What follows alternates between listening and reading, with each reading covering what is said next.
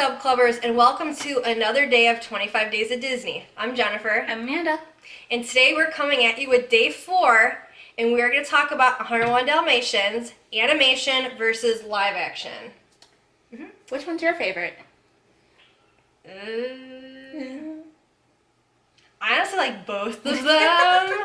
Honestly, I've never thought of that before to see which one's my favorite, but I like both of them. I'm a little bit more of a fan of the animated one just because of a certain line. Oh, really? Well, what line? My nose is cold, my toes are cold, my ears are cold. Oh, that part. My tail is cold because I'm always cold. Okay, so we're going to first talk about the years both of them were made. So the animation film came out in 1961, and then the live action came out in 1996. So there's a big, huge time gap that we have in there. Yeah, we got like 35 years. When it comes to 101 Dalmatians with the live action, there's actually a little piece of information that's actually really important, is that it was written and produced by John Hughes, and he had stuff to do with Home Alone. Home Alone, yep. So when it comes to Home Alone, you know all of the different comedy situations that are in there. A lot of that is brought into the live action, so we'll be dipping into aspects of that. First, we're going to talk about Roger, and I'm not going to go into all of the animation characters' names. I'm going to mainly go into the live action actors' names, since at least today they're more recognizable. With Roger, we're going to talk about his job, because his job is different in both films. Very different. In the animation, he is a composer. So he's making up the song Cruella De Vil, and then there's a song that they sing at the end, I don't remember but either. he's a composer. And that is a big part of the movie where he is creating all of his work. And so then in the live action, it's going to be Jeff Daniels, who is Roger. And he is a way different profession. So what's the profession? Video game designer, which is quite a bit different than a composer. And they sneak in, I believe, the video game that came out after the live action, they snuck footage of it into it. So they're making it look like Roger is creating that game, and then they put it out, that it came out on CD-ROM for people to play. Tells you how old it is. Okay, so that is with Roger, and now we're going to go into Anita's job, which of course is again different in both. And in the animation, we don't know what Anita does. We know she knows Cruella De Vil, but you know, we're not 100%.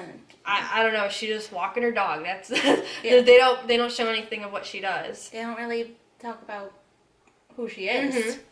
And so in the live action, Anita is played by Jolie Richardson, and she has a job that we definitely know of, and she is a dress designer for De Vil's company.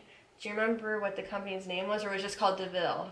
Might have been called De Vil, to be honest. So she is a dress designer, and there are different aspects of the film where you actually see her little sketches that she has out working on at her job, and then you have Cruella De Vil really looking over her designs, and that's where it gets into the whole scenario with the puppies. Yeah, she sees one of Anita's designs, and she's like, it could use some spots. Now we're going to talk about Horace and Jasper. And Horace and Jasper are basically the same in live action and animation, but I say they stay true to their character. I think so. And what also was different though in the live action, that there was another accomplice other than Horace and Jasper. There was that other fashion designer. If you remember in the live action, he got red paint thrown on him because he was wearing real fur.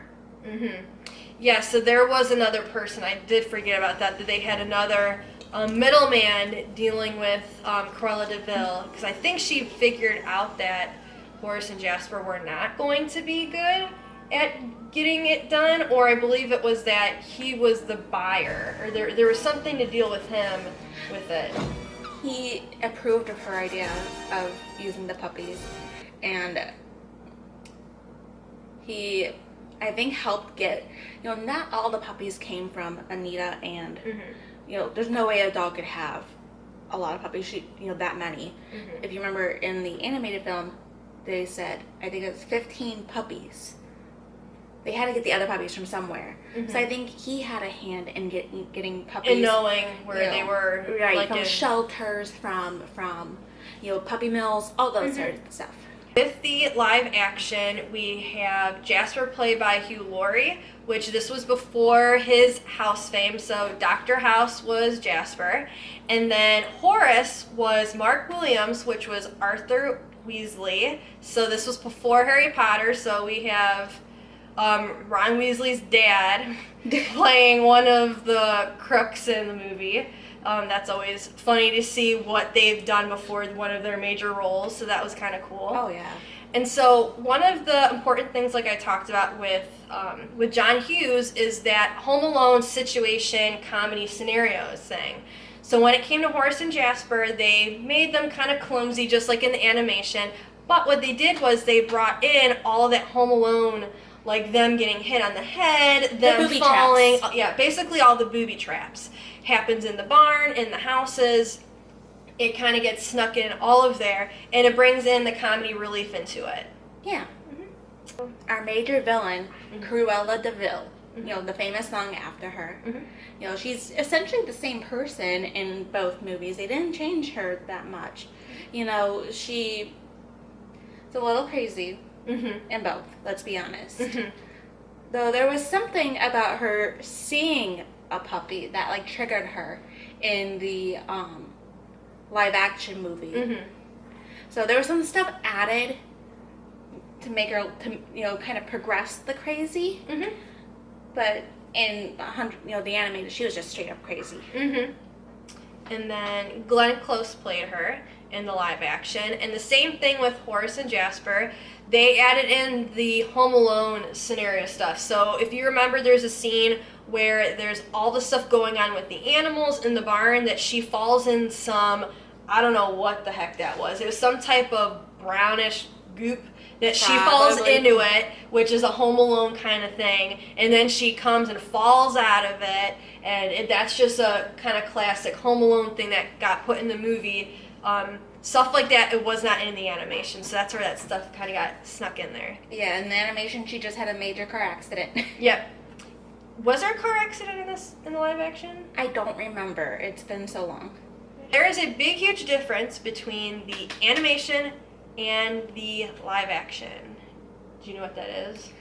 That's because the puppies talk. We hear the puppies talk in the animated one. Yes. But in the live action, we don't hear any. Yeah, that's a big, huge difference. So in the animation, we have all of the emotion, the different characteristics going on with them, because they're talking, they have the emotion on their face. Yeah. When it comes with the animals, though, we don't have that.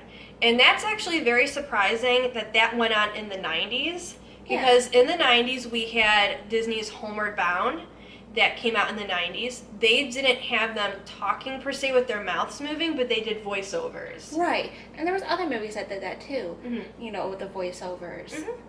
And then we have Babe, that is not a Disney movie, but Babe, they made their mouths move. So there's that kind of stuff going on in the 90s that they just didn't do with this. And then there's some fun stuff about the animation that we didn't have in the live action.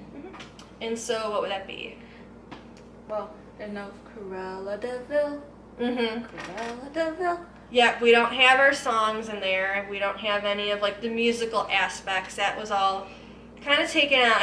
A lot of it had to do with because of the type of movie that the live action was, with the not dogs talking. There's no composer. That kind of element going on. I think that's also part of why I like the animation one a little bit better. I enjoy Disney songs. Let's be honest. Disney karaoke needs to happen more. Okay, so we're wrapping up now our day 4. Make sure you check out our day 3. All talking about how 101 Dalmatians actually affected the animation studio. So, see you guys next time. Don't forget to like us on Facebook, Instagram, and Twitter. Bye, guys.